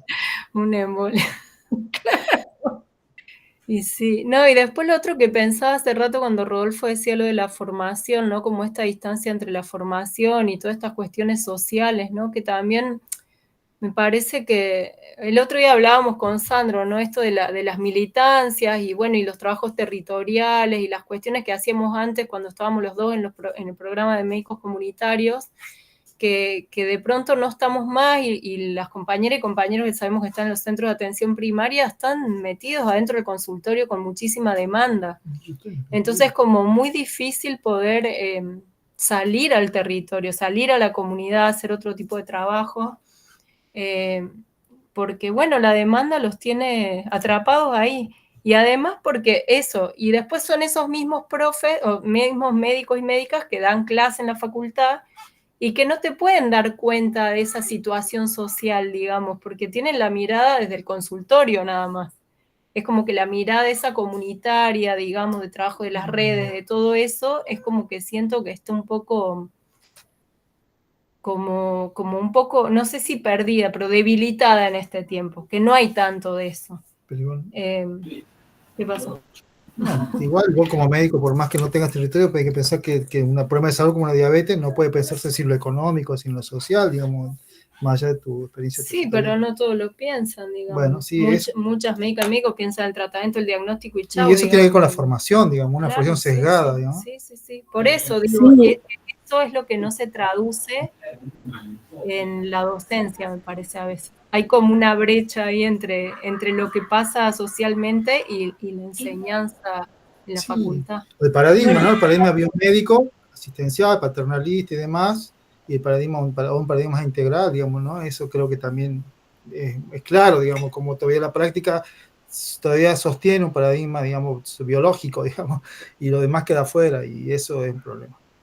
E individual en el tratamiento, porque también ahora, a esta altura del partido, pues hay muchas experiencias que muestran cómo es mucho más productivo tratar el control de la diabetes en grupos, con lo cual podrían atender mucha más gente si fueran a las comunidades a trabajar ciertos temas que después no caerían en el consultorio, ¿no? Y así muchos otros temas. En cambio, se sigue con una mirada, una medicina de concepción liberal clásica, digamos, ¿no? El médico en el consultorio, ya sea público o privado, atendiendo a una persona que viene y no sé qué. Claro, donde la gente cada vez en el sector público va a demandar más porque no puede pagar lo privado o no tiene más la obra social o le recortan. ¿Y cómo se hace? O sea, van a seguir... No pueden, o sea, hay un límite humano a la posibilidad de cuántas personas, aunque las atiendan mal a todas, podés recibir en el día. Entonces es como que también hay falta de creatividad y de pensamiento en qué otras formas. Tenemos que seguir con el modelo biomédico tradicional aprendido en el siglo pasado, hay que empezar a pensar otra forma, que a la vez sería una forma colectiva de pensar qué nos está pasando. Todos tenemos diabetes. ¿Qué nos pasa? ¿Qué comemos? ¿Cómo es la situación? ¿Cuál es nuestro acceso a comida? si el médico me da una listita muy bonita de las cosas que debo comer, yo puedo acceder a esa listita de cositas que debo comer, ¿no? Que se pueden también favorecer discusiones de otro tipo entre la gente, ¿no? Escucharse. Pero también se está en un repliegue de me encierro, gano poco, me tratan muy mal, recibo muchos pacientes, pero no se pone en pensamiento crítico, ¿no? Para pensar, a ver, ¿podríamos hacer otra cosa? Sí, también yo creo que uno de los problemas de la formación actual es el de financiamiento universitario, digamos, que recorta como uno de los lugares primeros los proyectos de extensión universitaria. Bueno, o sea, a mí me pasa que yo coordino, digamos, un proyecto universitario en Isla Maciel que acompaña a niños en situación de hogar hace 6 años, y antes en el equipo teníamos 10 estudiantes, entonces eran 10 estudiantes que se estaban formando en la práctica comunitaria, digamos, más allá de sus prácticas comunitarias y sus prácticas profesionalizantes, y que además atendían niños, más niños, porque eran 10, ¿no? Y desde hace 2 años, desde el año pasado y nos dejan tener solo 3 estudiantes.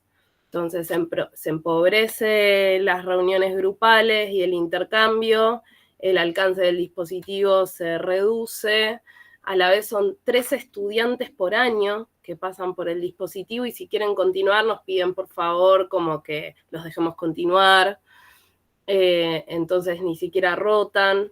Y todo esto tiene que ver con que el proyecto de extensión, que antes dependía de los proyectos de voluntariado universitario de Nación, como ahora no está bajando dinero y ya no existen, depende de la caja chica de extensión universitaria, que por suerte quien está a cargo de extensión universitaria sigue contribuyendo a que los proyectos no caigan, porque son proyectos que tienen muchos años en el territorio. Entonces ahora empezamos a hacer dispositivos grupales para que vengan más niños, entonces cada uno de los estudiantes lleva adelante un dispositivo grupal, pero a la vez no les alcanza el viático para cruzar en la lancha a la Isla Maciel, entonces una vez los ven presencial y otra vez lo ven virtual a los pibes de la Isla Maciel.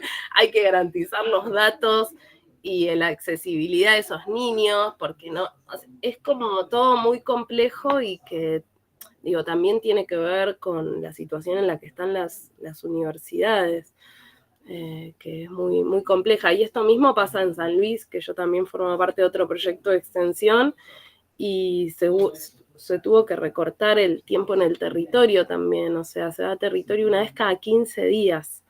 Es muy difícil sostener la continuidad y el trabajo.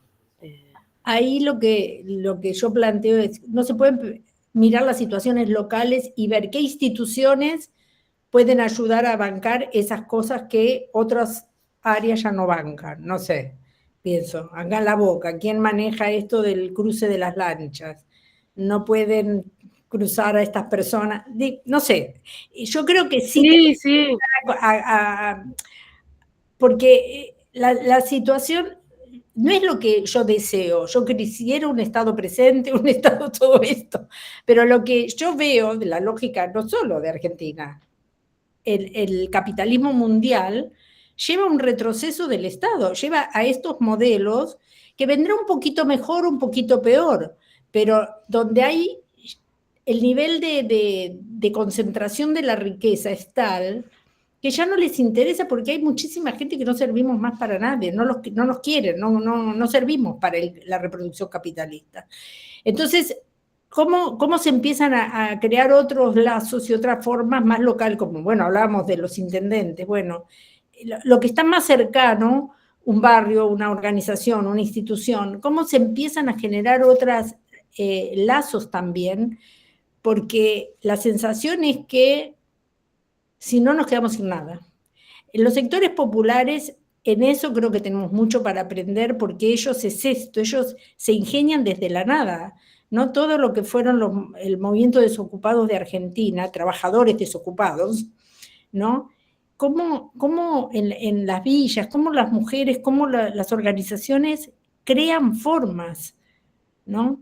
Y vos cuando uno, bueno, el otro día me contaba Rodolfo que había ido al Fuerte Apache, a algunos otros lugares, y cómo volvés vitalizado. Parece mentira, ¿no? De los lugares donde hay tanta pobreza, tanta falta de todo, sin embargo, vos ves una vitalidad que nosotros, clase media, más acostumbrados al Estado, no tenemos. Estamos mucho más impotentes. Y creo que eso es peligroso, ¿no? Porque nos están ganando de esa forma.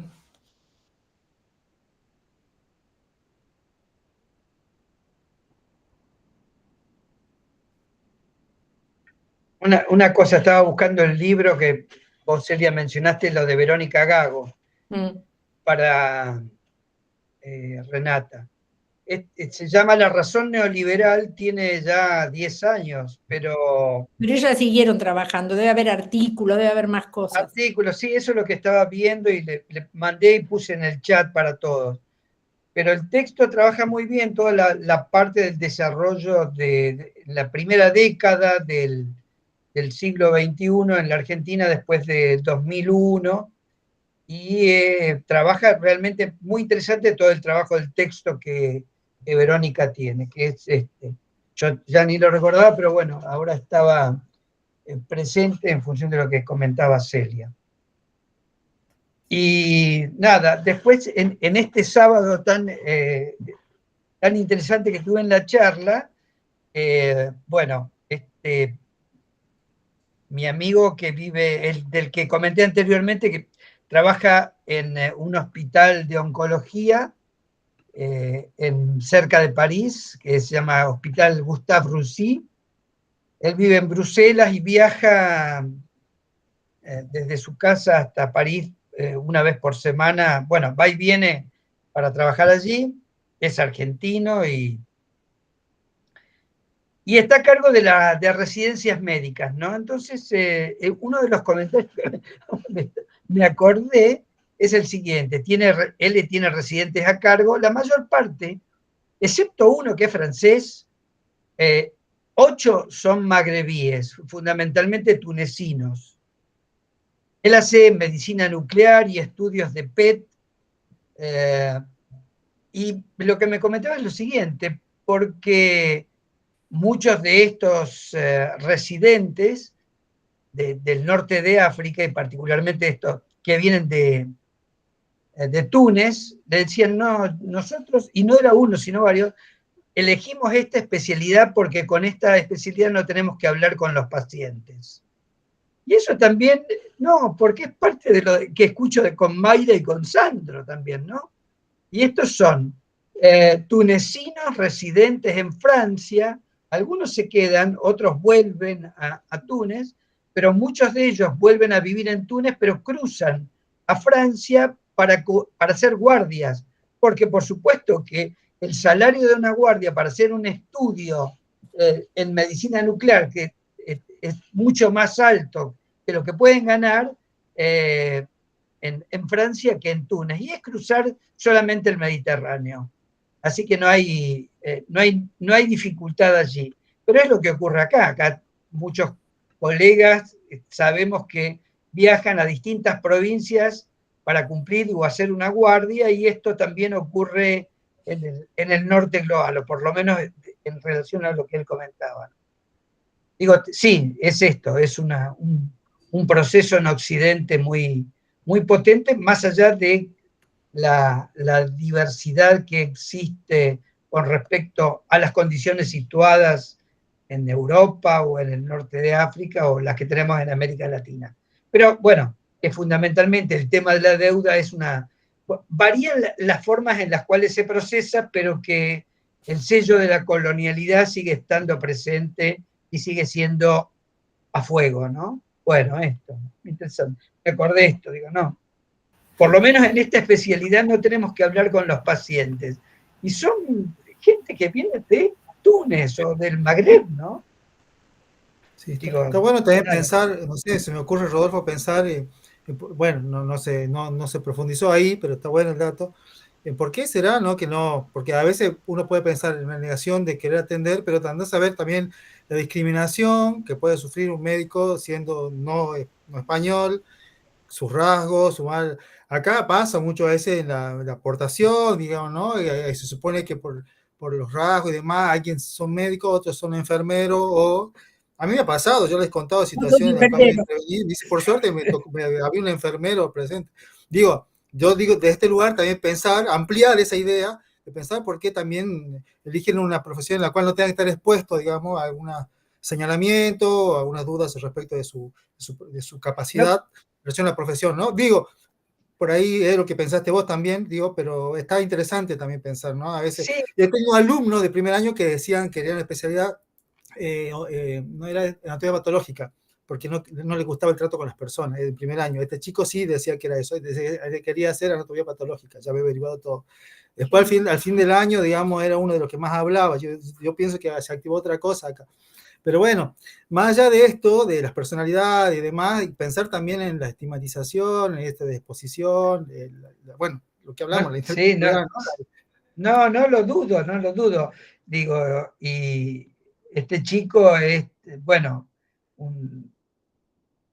no es tunecino, tiene tez blanca también. También, digo, su situación de discriminación y de ir a trabajar a París es porque no podía progresar en Bélgica en su trabajo. Pero los tunecinos y toda esta situación de racismo en Francia tan potente, pero eran también los que volvían a trabajar en Túnez que decían esto, Sandro. No eran solamente los que quedaban en Francia. Pero ¿sabés qué? Qué también bueno. Me llamaba mucho la atención. Pero qué bueno que lo tuvieran claro y no que como muchos de los médicos que no les gusta hablar con los pacientes, atienden pacientes. Bueno, sí. Especialidades que deberían interesarse por hablar con la persona. Bueno, sí, pero también, digo, él también tiene ciertas particularidades, su historia en la Argentina, tiene 50 años, digo, para mí es muy joven, y por otra parte, él plantea el tema, bueno, pero nosotros tratamos pacientes con cáncer, y ha venido acá a la Argentina para habilitar un sistema de diagnóstico en un hospital público en Formosa. Y en esa situación, digo, ¿ustedes piensan en su papá o en su mamá cuando tienen que hablar? Digo, es tratar una persona con cáncer. Bueno, pero me resultó, digo, pero esto también acá, pero esto en Francia, en Magreb, digo, nada, para ver estas distancias y del recuerdo de esta charla que tuve con él y lo que comentaba realmente. Pero sí, tenía que ver con estas cosas también, Santo. Seguramente, sí. Yo agrego otra. En Bower, yo voy a la cárcel de Bower y voy con el guardapolvo, todo disfrazado de médico. Y bueno, y es muy común que me digan, los guardias, que usted es maestro, ¿no? Que la educación intracarcelaria, usted es maestro, ¿verdad? Y no, digo, no. A veces soy maestro, pero ahora soy médico. Así, bueno, pero es muy gracioso. Siempre, digo, también me hizo un reflejo esto de... Pero bueno, fue muy gracioso. Hasta maestro puede llegar. Hasta maestro llegar. Pero bueno, muy gracioso. Bueno, chicos, son las 9. Yo me voy a ir retirando. Bueno, podemos, no sé, finalizar todos y pensar colectivamente para el próximo mes, de qué manera, cómo lo hacemos. ¿Qué quieren? El qué hacer, justamente. Volvamos al qué hacer. Algún otro se preguntaba. A las tesis de octubre. Aquí los 7. Sí, nosotros capaz que, porque empezamos con el módulo y termina a 7:30, así que tipo 8 nos vamos a poder sumar al próximo. Lamento eso, pero bueno, es un lunes nomás. Yo no me voy a sumar, porque voy a estar visitando a mi hijito en España. Ah, qué lindo. Sí, la otra muy viajera. Yo estoy tejiendo mientras que Celia hablaba del tejido, mira. Ay, qué belleza. Qué belleza. Escuchame. Terminando las mangas. Escúchame, te podés dedicar a vender pulóveres, vamos. No, olvídate, vengo tejiendo desde antes que empiece el otoño y creo que tejo en las reuniones con ustedes, en alguna reunión que charlamos con otros amigos, pero que son re pocas, así que bueno, capaz que llego a terminarlo para algún fresco de este año y si no para el año que ¿Te viene. acordás que mi suegra empezó a tejer para la primera hija nuestra y no terminó? Entonces, después venía lo otro, embarazo. Ah, bueno, voy a seguir mi Siguió. tejido. 3 embarazos tejidos. 3 nietas, nenas, y nunca terminó el tejido, así lo tengo yo para terminarlo alguna vez. Para una nieta nuestra. Será. Era El legado, la continuidad, el hilo conductor, no sé. Una sobrina. Los traumas transgeneracionales, no sé. Bueno, les muestro para así terminamos con algo más positivo, porque es todo muy bajón. Miren, ahí está. Qué lindo. Está precioso. Sí. Hermoso. Y se llama, además, así que es Sí, súper muy lindo, muy lindo. Sí. Justo para la primavera que empieza ahora. justo para la primavera. Sí. Tiene agujeritos. Tiene agujeritos. Refresca la noche. Sí. ¿Cómo estás, Jorge? Qué gusto verte, hace mucho que no te veía. Y andas? Carlos, Es cierto, que no es se cierto. sumó más, ¿saben algo? De Carlos. No, de Carlos, le he enviado correo, le he mandado mensaje, pero no he tenido respuesta, no lo sé. Yo tampoco, le escribí un correo la última vez y ya no supe más. Bien. En noviembre Bueno, gente, vamos sí. con Mayra de nuevo a Buenos Aires, en noviembre. Bueno, perfecto. Nos vemos entonces. Tenemos Nos una avisa. presentación de un librito ahí en la Feria del Libro Indígena, en la Biblioteca Nacional. Nacional. Así que por ahí nos volvemos a ver con Celia, Rodolfo, lo que puedan. Te De mandé acuerdo. el ¿Y vos WhatsApp. vas al Congreso de Rosario, al de la Federación Argentina de Medicina General? Sí. Ah, qué lindo, tengo unas ganas de ir. Nunca fui a ese, pero le decía que está re bueno para ir. Y es en diciembre. Emerson también va a estar, Emerson Meri. Está Estamos bueno. organizando un cabildo abierto y una asamblea de profesionales, pero muy disruptiva las dos actividades. Sí. Como tiene que ser. Sí, pero es que está bueno. Yo he ido a los otros congresos de medicina familiar y nada que ver, o sea, hay cosas interesantes, pero este siempre me parece, bueno, todas estas cuestiones sociales siempre están mucho más presentes y también las personas que invitan, todo como otra propuesta, otra mirada, me parece. Sí, nos convocaron a trabajar ya un poco con los organizadores de las actividades para intercambiar ideas y pensar en algo un poco más, bueno, esto que hace falta, que movilice. Que no sea solamente mesas de eruditos que escuchen y después como nunca da tiempo para ni siquiera el intercambio, ¿no? Porque Claro. se va atrasando y cuando llega ese momento, ¡puf!, se termina. Se acaba el PowerPoint y listo. Con respecto a lo que hablábamos, ¿viste? O a veces no, porque bueno, va mucha variedad de gente, pero lo que pasa es que no, se quiere poner mucha gente en las mesas, ¿viste? Aprovechar, pero nunca hay mucho tiempo para el diálogo. Y a mí me parece que a esta altura lo importante es el diálogo, más que lo que nadie pueda venir a decir, porque estamos todos con ideas sueltas. Y sí, está bueno. Así, sí. Bueno, un gusto verles. Bueno, un gusto, Renata, Laura. Cuídense.